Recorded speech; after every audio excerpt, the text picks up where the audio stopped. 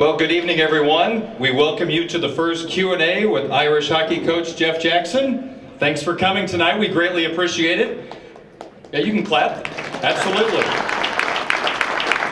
My name is Darin Pritchett. I have the great pleasure of calling Fighting Irish Hockey on Real Country 99.9 and UND.com. We'd like to thank Outback Steakhouse and Bonefish Grill for the food here tonight. And before we get started, a couple of details I want to pass along. A couple of upcoming promotions. November 30th, Movember fake mustaches for sale once again for $1. Silent auction available at the main entrance for team memorabilia. And spearheading the efforts is Fighting Irish junior defenseman Stephen Johns, who, coach, I think looks great with a mustache. Don't you agree? I mean, he looks the part.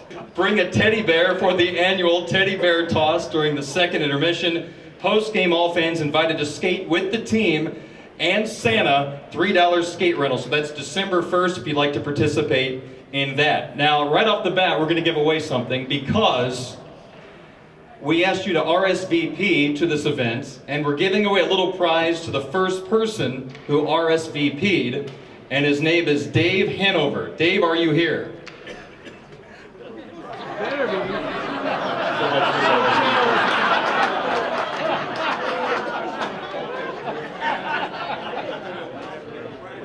So you could accept the prize?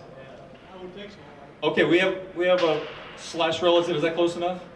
Okay, so Dave wins 4 tickets to the December 1st game against Lake Superior State and this beautiful teddy bear that can be distributed that night on the ice. How about that? Let's hear it for Dave, even though he's not here. Oh, he works out of town. Okay, we'll let it slide this time. You bet. Thank you so much. Coach, how are you, by the way? I'm good. It's been going since 6 a.m. and I'm still in my sweats, so it's been a long day. Well, it's a sign of hard work and progress. This Irish hockey team right now, 9-4, second most wins in the country right now. That's awfully good. Swept Michigan at Yost for the first time in 34 years. The second win that night was Coach Jackson's 350th career victory. That's not a bad place to win number 350. I have a lot of details about you that we're going to share tonight. Yeah. And also the Irish are 5-1 in CCHA play, off to a terrific start. Sitting next to Coach Jackson is Associate Coach Andy Slaggert. We're going to talk to Andy in a few moments about recruiting. He's going to have some details on some of the future Irish, so stand by for that. But we're going to start things off. Since this is Q&A with Jeff Jackson, we have questions from the audience. I'll ask you to raise your hand. We'd like to recognize you as a season ticket holder. And we'll start things off with Miles Eckridge. Miles, where are you? All right, Miles says his dad is the season ticket holder for 20 years. Thank you very, very much. And Miles wants to know, I'm pretty small for my age, and I'm a first-year Bantam. Do you have any suggestions on how I can keep myself safe now that I am checking, and how does TJ Tynan do it? He's very evasive. Yes, he is. Which helps. Well, I think for a young player, I think the most important thing is board safety more than anything else. I mean, in checking is that sometimes kids don't have the understanding of how to take a hit. It's not so much about hitting as much as it is taking a hit. And, you know, a lot of time kids get in a prone position and you know, get hurt.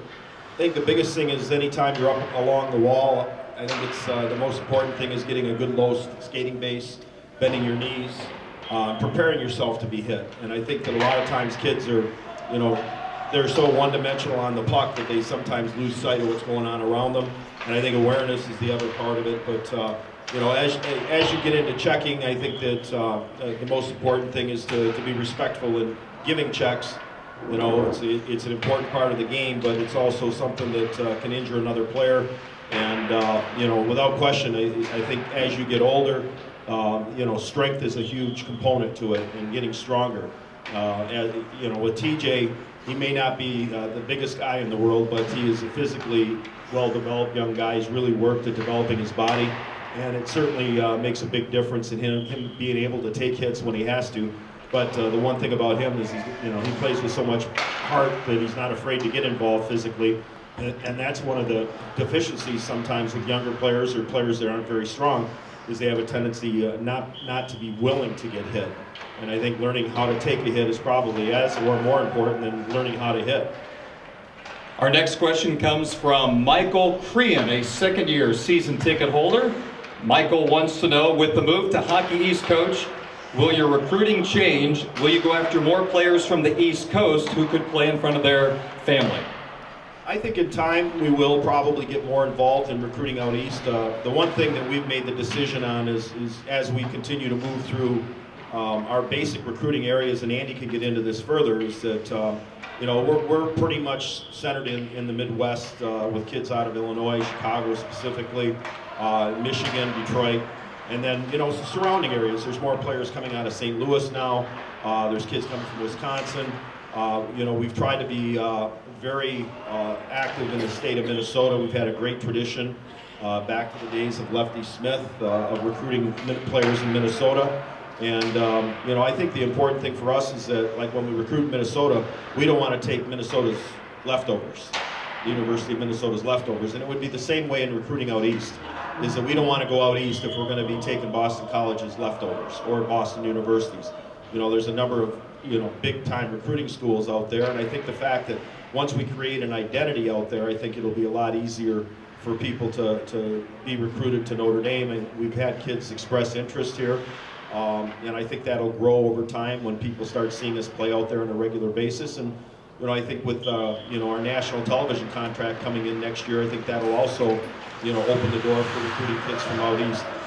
It's not as we haven't looked out there, but, you know, I think that we're going to get more involved, you know, with kids out of New York and New Jersey, Pennsylvania, you know, more of the mid-eastern states right now. And as time goes on, as we move forward here, I think just the fact that we're going to be out there, it's going to be more convenient for us to stay an extra day or go in a day early and actually recruit kids from the East, because there's a lot of great players coming out of the Massachusetts and the entire eastern seaboard. Our next question comes from Joe, a 3-year season ticket holder. Coach Jackson, he wants to know, how is the team's chemistry so far this season? I think it's outstanding. You know, I think that the interesting thing is that's happened to us over the last 3 years is that because of you know, the huge class that we brought in 3 years ago with the graduation of 7 guys and then losing 4 kids unexpectedly, you know, 3 to the National Hockey League and then Jared Tenorti to the OHL, it really caused a heavy loaded class. And that class is extremely tight, but as good as that class is and as much as they've helped build our program, you know, it's always challenging when you have a class that big. And the nice thing is that we've got a high-quality group of seniors that you know, are, you know, all in with the upperclassmen, with the juniors, and that's really where your leadership comes from. We have an 8-man leadership group, even though we only have 1 captain. You know, the 4 seniors are all involved in the leadership decisions, and 3 other juniors. And you know, I think that the leadership's been extremely good from that group, and especially Anders Lee, the captain. And you know, I know they get along great, and it also helps that you have a real solid core of freshmen with good attitudes. And you know, there's a couple high-profile freshmen there that, you know, certainly haven't let their egos be you know, dominant, and I think that that really helps the chemistry be strong. And you know, thus far, I mean, they seem to be a very close group. Our next question comes from a 21-year season ticket holder, Steve. Steve, where are you? There he is, right over there. Steve, thank you so much for your support. He wants to know that there's talk that there will be a tournament next season at the Compton Family Ice Arena, maybe around Thanksgiving. Is there any chance we could see the Shillelagh tournament come back? Yeah, that's going to happen. With the Hockey East schedule, we're only playing 20 conference games, so that allows us to play at least 14 non-conference games, and one of the ways that we can increase our home schedule is by hosting a tournament. We started the Shillelagh a few years back, held it in Chicago for a few years, had it in Tampa Bay actually for a year, and moved it to Chicago. And you know, we took a year off when the building was going to be completed, and you know, now that we have a facility that can house 4 teams and the fan base that can support an event like that, we are going to annually host a tournament over Thanksgiving weekend. So right now, you know, we're in the process of you know, bringing teams in. I think there's a good chance that Western Michigan will be a regular participant in that event, since they're, you know, an hour away and they have a lot of fans that could come down this way.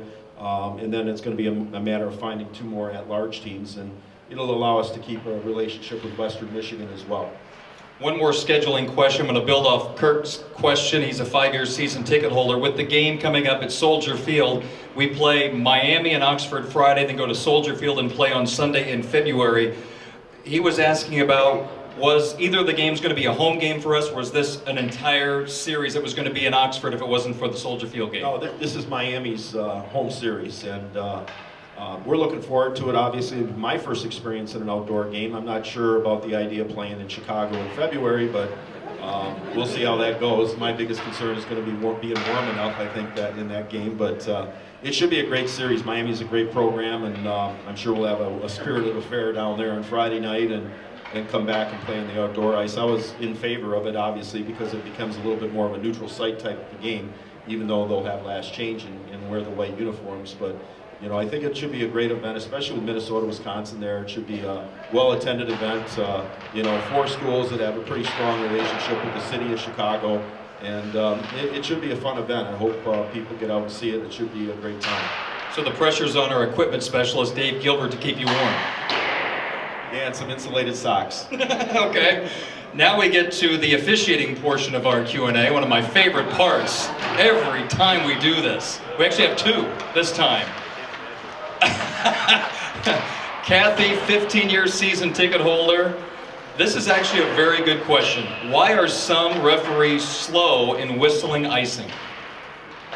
Well, the college hockey put in a new rule last year, and the rule is different because, and people may not recognize the rule, and actually the NHL is considering going to it as well. I mean, we all love the excitement in the National Hockey League about the race for icing right to the goal line. And college hockey got away from that because of a safety consideration, and I know the National Hockey League is concerned about the safety aspect of a normal icing as well. But now they have a hybrid icing, which means that there is a race for the puck until the hash marks, until the dots in the defensive zone. So if a player has a lead, if our defenseman has a lead on the opponent for that puck by the dots, then there's icing. And if the opposing team has a tie or a lead for that puck, then it's waved off. So it's a matter of, I think it's a great rule. The fact that it creates the races. A lot of times, you know, you can keep a play alive by outworking an opponent to get to the puck first. And you've seen plays maybe that have been waved off that you might have thought were icing, and that's because basically the opponent got to the puck or got at least even with the defenseman for a race for the puck, and it keeps the play going, and sometimes it creates an exciting situation around it. And other times they blow the whistle for no reason. We have Herb up next, season ticket holder for several years. Now this question has been passed through your staff. It's okay to ask, they say. I love this. Will you be relieved to get away from the CCHA officials when we join Hockey East? What a loaded question. And your staff said it was okay. I can tell you the name of the person if you want to know. I would wait and see what the Hockey East officials look like before I get into that. You know, the thing is that, you know, the people that officiate in our conference are good people, and you develop a relationship with them, you know, and it's frustrating for me because I think the biggest problem, and I've said this from the day we inherited the rule, is the 2-man system. And the reason for that is because on a given night, and I think this past weekend could be an indication of that, you have 2 different referees that are refereeing a different game. And sometimes you'll have one ref that calls the game a specific way, and he may be in your defensive zone. He may make a call that the other guy in the offensive zone will not make. And to me, that's where the consistency kind of fades away.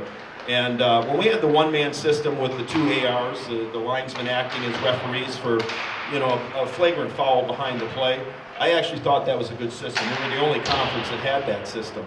Because obviously you do want to eliminate the stuff behind the play.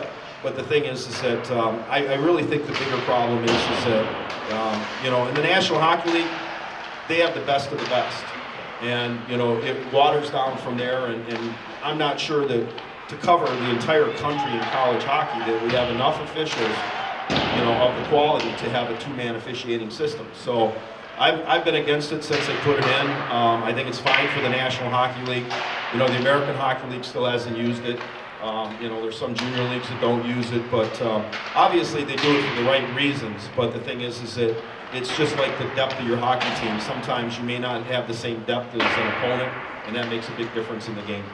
Our next question comes from Mike Dodge, a 10-year season ticket holder. Mike's right over there. He wants to know, how do you determine the length of shifts, and how are the line changes then communicated to the players on the bench?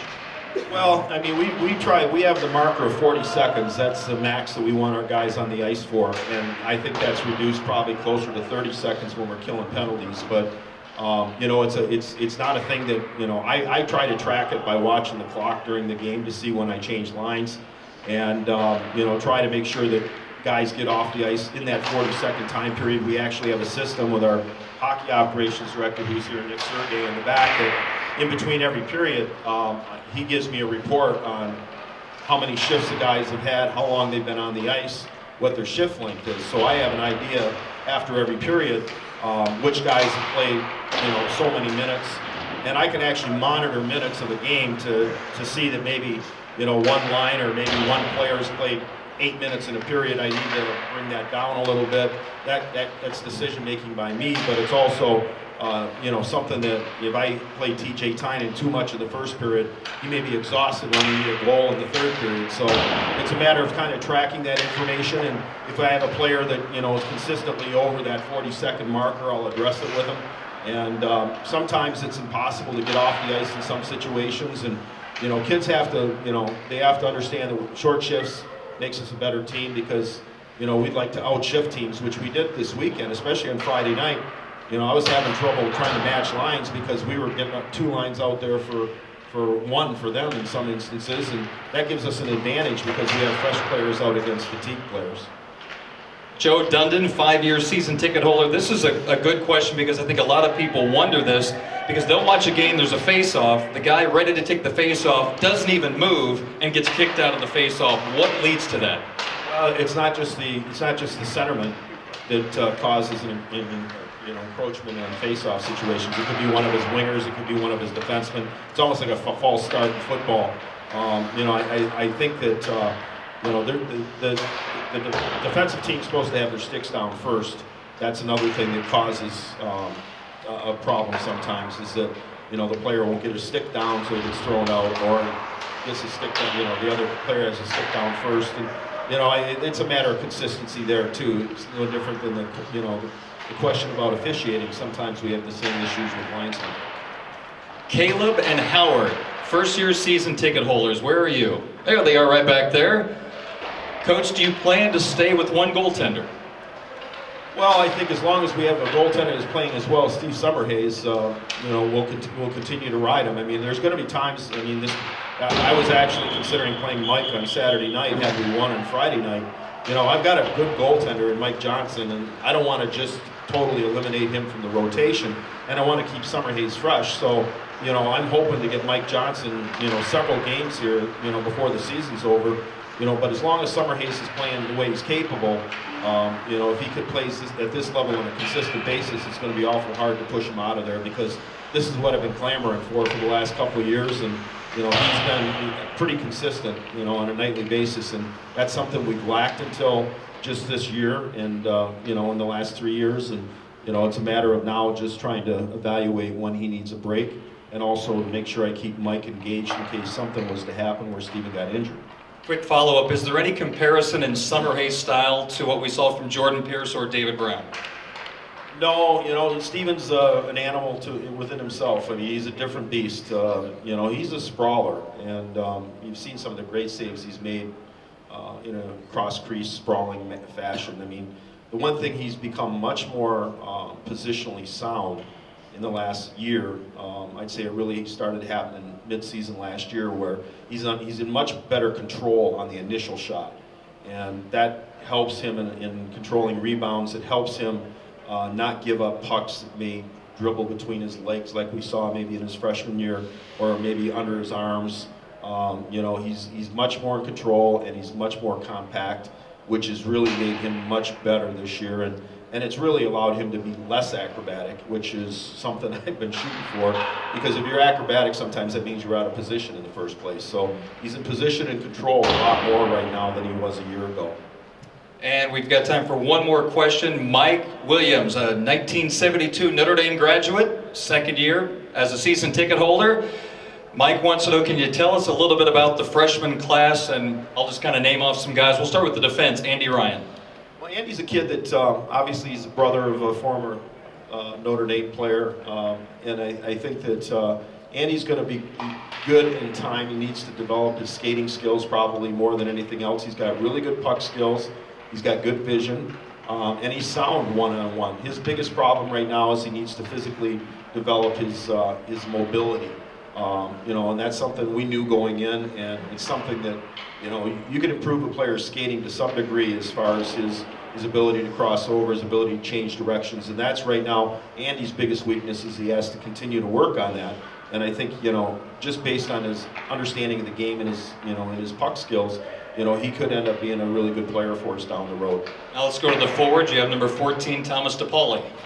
Well, I gotta think that, you know, Thomas is going to be, if he's not already a fan favorite for our fans. I mean, he's got a lot of energy like TJ Tynan. He may not have the same hockey IQ right now as TJ. That's something we're hoping that he can develop over time. But you know, he's an energetic player. He's really helped our penalty kill thus far. You know, I actually like him. You know, it happened by accident that I moved him from center to wing because of the 2 injuries to the left wingers to start the year. But now I kind of like him on left wing because it allows him a little bit more freedom to be first out of the zone as opposed to playing deep in his defensive zone. And coming from the national program, he also had a forte in winning faceoffs, and that's something he hasn't gotten quite down yet at this level. But you know, if that, you know, we use it occasionally on faceoff situations, penalty killing especially. But you know, I think that you know, he's going to be a great player for us over the next 4 years. Number 12, Sam Haire. Sammy's you know, shown signs of being a really good player. I think that he's getting acclimated to college hockey a little slower than maybe a few of the other ones. You know, I think it's confidence with him right now. I think in time he's going to be a real good player. He's a solid skater, big kid. You know, I think if he plays physically engaged, he could be a real good power forward for us. You know, he's got pretty good puck skills, got a good shot, and I think he's a pretty smart player. The biggest thing for him right now is getting acclimated to the game in college hockey with all freshmen, and that shows up with Stephen Fogarty or Mario Luchia. You know, as they move into the next level, time and space is reduced because you're playing against bigger, older, faster guys, and they have to do things in a quicker fashion. And that's where Sam has to improve that part of the game for him. Now we'll talk about the boys who played at Penticton last year in the BCHL, where that team won 43 consecutive games, 43 in a row. Unbelievable. Stephen Fogarty, number 26. Stephen's a kid that, you know, he's feeling his way through the early stages of college hockey. He's got great instincts, he's got great hands, skates well. You know, he's a good-sized kid. I think he's got a lot of poise, and he's got the ability to bring people down one-on-one. It's going to be a matter of him, you know, learning to be a little bit more physically engaged offensively more than any other place, winning little puck battles, and you know, those are things that freshmen generally have to go through early on. Mario is going through it a little bit. You know, being strong over the puck and having the ability to make a play under pressure. He's got the instincts to do that. He's got the skills to do that. And as he gains confidence at this level, he's going to get better and better. And number 22, Mario Luchia. Well, we're still getting an early read on Mario. He's only played in 4 games, and you know, he's like starting in October. He's like a freshman all over again, and he also has to overcome, you know, being out of the conditioning and weight room element, learning the systems for the last 6 weeks. So, you know, we're slowly trying to integrate him into certain situations. Last week, against Michigan, you know, I wanted to dress him as part of his rehab, basically, to get him some actual competition. And he only played 10 minutes a night, but this weekend I got him up closer to 15 and played a little power play. And you know, he's going to be a really good offensive player for us. He's got great instincts. He's going to be a really tremendous college hockey player as he physically develops and gains confidence. The unique thing about winning at Yost, sweeping for the first time since 1978, on that 78 team, Kevin Nugent Sr. was a forward on that team, and Don Luchia was a defenseman. 34 years later, Kevin Nugent Jr. is a senior forward on this team, and of course, Mario Luchia, a freshman forward. Strange how it worked out. They should have provided us more players in the last 34 years, I guess, right? We would have won there quicker. All right. Why don't you introduce our special guest, Coach? Well, I'm fortunate. First of all, I'd like to make a comment. I made the little comment about Stephen Johnson, but you know, it's an awful, great, or good thing that Stephen did this all on his own. Sometimes we encourage kids to be involved in fundraising or into community service events. And Stephen came to me and asked me, because I have a rule about facial hair unless it's the playoffs, and he came to me and asked me if they could grow mustaches, and I didn't know what for until he went into detail for it with me, and I said that's no problem. The only thing I told him is I wasn't going to grow one. People will be making Kenny Rogers references, but all in all is that I give Stephen a lot of credit for organizing this. We also have an event coming up later in the year that Nick Larson has organized, and you know, Kevin Nugent actually tried to organize an event with the fire department. I give our guys a lot of credit for the involvement they have in the community. Some of it we encourage. We had an objective this year to get 200 hours in the summer months, and they did that. And you know, they put an effort into dealing with kids on a day-to-day basis in the youth hockey here. But they do a nice job of working with certain groups, and I credit Stephen for doing that. But to move forward here, I mean, it's a great time to have the best recruiter in college hockey here to talk to you a little bit.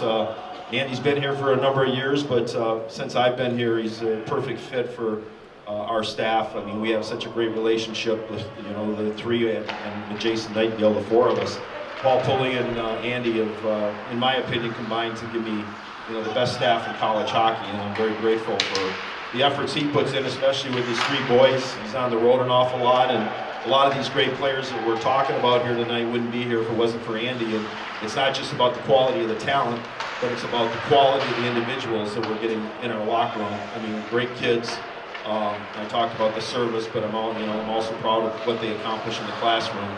And Andy gets all the due credit for that. And the timing's perfect because last week was the early signing period, so he can kind of go over some of the incoming freshmen for next year. We have a few that might defer, but we have a good group of kids coming in here over the next couple of years.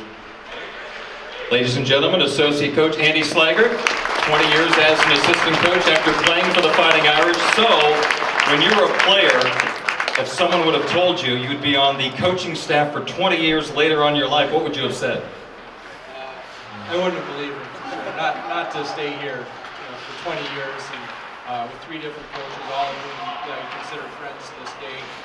That's what's been special is the guys that I've had a chance to work with, Rick Schaefer, Tom Carroll, Dave Poulin, Nathan Bell, John Nicoletto, obviously Coach Poulin, and then all the volunteer coaches, Jimmy Montgomery, Mike McClure, Jason Andrew, TJ Jenner. TJ Jenner was fun to work with, someone who was a captain, coach's first captain. So that's what I'm most proud of, those relationships with the other coaches. How much time do you spend on the road recruiting this time of the year? Well, this fall's been really busy, and just trying to fill some specific needs going into this signing period. So I don't know that up until the Michigan game, I don't think I was at a road game. I think that was the first road game that I was able to be at. We always prioritize home games are the priority for our entire staff to be at. A lot of that has to do with recruiting because we do have visits at that time as well. And home conference games would take the highest priority.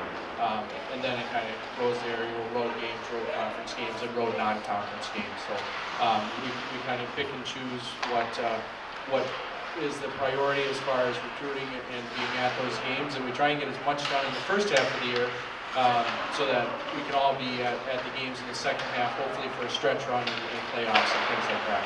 Before we talk about some of these players, it has to be incredible to walk into someone's front room wearing that Notre Dame logo on your shirt. That goes a long way. Well, it's always easy to do after a win. I can tell you that. To walk into a rink on a Sunday after a win, it's a lot easier. But obviously, the benefactors that provided us with this facility have really helped our program in so many ways. I mean, I don't think that the national television contract would have happened, or the move to Hockey East, or all these things without their generosity, and obviously the Compton family. And the first step in that, I think, were those players who made the leap of faith before there was a building, before there was a commitment, and took us to a Frozen Four and showed that hockey really could work here.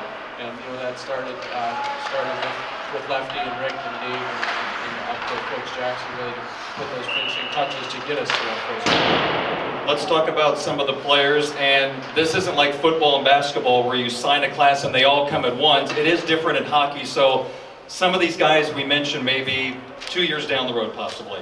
Yeah, I don't think that hockey's signing dates are filled with the intrigue of football and basketball, especially football where there's changes and the two hats going at the signing date and things like that. It's kind of boring, because we recruit kids when they're younger and kind of advise them as they go through the process of development, and say it's a little more fluid. And part of that's changed a lot since when you were in college hockey the first time, I think, and over my 20 years in it. Is that with the NHL influence, you never know people who signed, if they're going to show up, as we've found out in some years with some talented kids, and some kids that would have been really good fits here as well. And then how long they're going to stay, if they're going to stay 1 year, 2 years, 3 years, 4 years. So with that in mind, we've always been very aware of trying to have players that have been admitted to the university that are willing to play another year of junior hockey if necessary, or be prepared physically and academically to come in if necessary. And we saw that with TJ Tynan and Kevin Lind a couple years ago, that they were both prepared to return to the United States Hockey League and play another year of junior hockey. And then when the opportunity arose in August, they had already been accepted, they had already signed, and we just activated them very quickly, and we're glad we did. You talk about something that's changed in hockey, the size of the goaltenders. I mean, many of you remember Darin Pang playing for the Blackhawks. What was he, 5'7", 5'8", probably? Maybe 5'7". Well, one of the young men we have coming in very soon plays for Penticton, and he's from Wright, Victoria, British Columbia, a 6'4" goaltender by the name of Chad Kutner. Yeah, I actually think he might be bigger than that. He is a good-sized kid. Coach Pooley and Coach Jackson went out early in September to watch Chad, and then I was able to follow up actually after he committed and see him in the Canada West tryouts for the World Junior A Challenge. And he is a big, athletic, competitive kid. He's got a lot of personality. I think he's going to liven up practices a lot with the shooters and probably the other goaltenders as well. But he was, he played with Mario and Steven last year in Penticton, and was actually the backup being groomed for this year, and then there was an injury, and he was thrown into the heat of the playoffs and did a great job, and really served as a springboard to get off to a terrific start of this season as well. Another goaltender, born in '94, 6'2", 180 from Iowa, Cal Petersen. Cal is, he's a southpaw, he's a lefty, so that's a little bit different. We haven't had a left-hand, well, other than Joe Rogers, but we haven't had a lot of left-handed goaltenders, so that's a different look for our opponents and our players in practice. Cal is, he forms a tandem in Waterloo of two of the highest-rated goaltenders in the USHL for the upcoming NHL draft. It's himself and his partner there. So the plan for Cal is to return next year to Waterloo and play an additional year of junior hockey, and then replace Steven Summerhays. And Cal's actually from Waterloo, which is not always the hockey hotbed. And so he's made a lot of sacrifices. His family have made a lot of sacrifices to give him opportunities to develop and to be in this position. So he'll be the second Iowa native to play for the Irish. David Gers, current Irish center, is number one. Yeah. Let's go to the blue line. Defenseman Justin Wade, 6'1", 195 from Aurora, Illinois, currently plays with Fargo in the USHL. Yeah, Justin will be joining us next year. As you mentioned, he played in Fargo. He's originally from the Chicago, Illinois. He played in the Chicago Mission system. Was teammates with Vinnie and Vinnie Hinestroza, who's a member of this class, and Thomas DePauli. So we've known Justin for quite a few years. He's going to provide a physical element to our blue line. He's an intimidating player to play against. He's probably going to help us on the penalty kill and just be difficult to play against. That's what we expect out of Justin. Another defenseman, 5'11", 175 from Maple Grove, Minnesota, currently plays with Green Bay in the USHL, Jordan Gross. Yes, Jordan Gross is, I think the thing that stands out about him is his skating skills. He really gets around the rink very, very well. I had a chance to see him just a couple weeks ago down in Indianapolis, and my report to coach was that I thought he was a breakout machine. Every time he touched the puck, he got it up and was moving it up ice and really started the attack for his team. And so we were real pleased to see his transition to junior hockey this year. He's one of those players that I would say would come next year if necessary, but if the status quo stays the same, then he would return to the United States Hockey League. Is that the toughest defensive type player to find, is the one that can move the puck very well?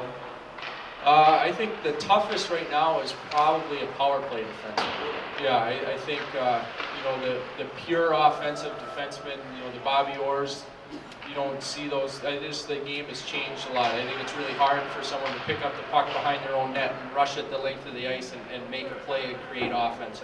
I just don't know that that player exists very much. You see elements of it, but a pure offensive defenseman, I think, is really difficult to find.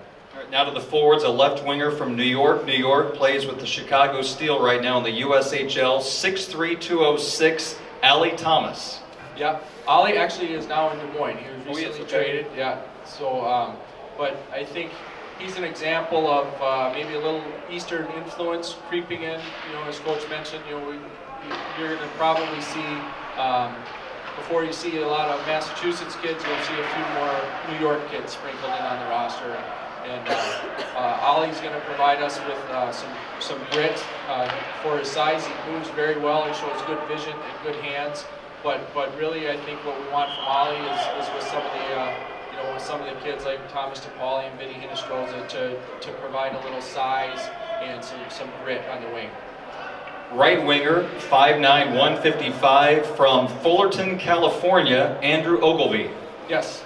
Andrew played at Culver Military Academy before going to Cedar Rapids in the USHL, so he had a chance to play for Coach Nightingale, our volunteer coach there. And Jason gave him, you know, very high marks character-wise. The thing that stands out about Andrew is his speed. He really gets around the rink very well. He's competitive on the puck.